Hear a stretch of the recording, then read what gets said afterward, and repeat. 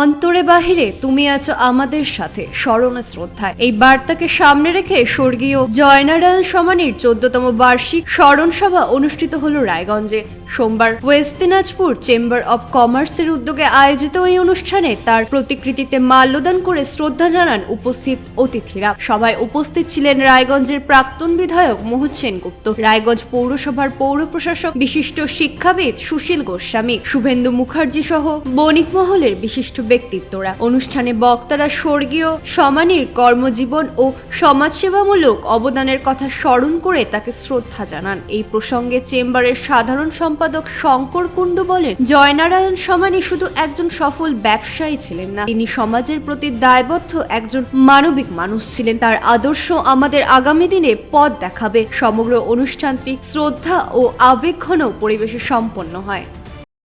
বলছি আজকে কি কর্মসূচি চলছে আপনাদের এবং কি উপলক্ষে?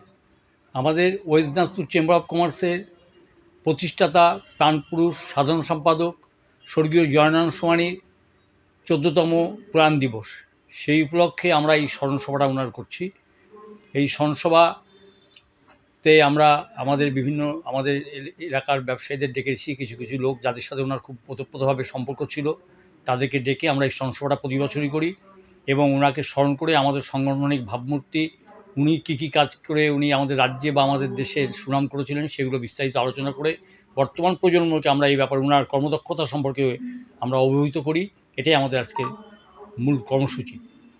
উনি তো একজন মহান মানুষ ছিলেন এবং প্রচুর লোক সমবেত হয়েছে, কি বলবেন বিষয়টি? না, ওনার আদর্শ শুনবার জন্য ওনার সাথে যারা শিখেছেন, যারা উপকার পেয়েছেন, তারা স্বেচ্ছায় প্রায় চলে আসেন। ন্যাচারালি আমাদের ওনার অনুষ্ঠানটা করার ক্ষেত্রে আমাদের কোনো অসুবিধা হয় না। ওনার জীবন, ওনার কাজকর্ম ইত্যাদি শোনার আগ্রহ সবার থাকে। সেই উদ্দেশ্যে যারা পুরাতন তারা যেমন তার বিভিন্ন অভিজ্ঞতার কথা বলেন, যারা নতুন তারা সব শুনে নিজেদেরকে আরও বেশি ডেভেলপ করতে পারেন, সমৃদ্ধি হন। এটাই মূল উদ্দেশ্য। রায়গঞ্জ থেকে রামকৃষ্ণ দাসের রিপোর্ট, কুলিক নিউজ।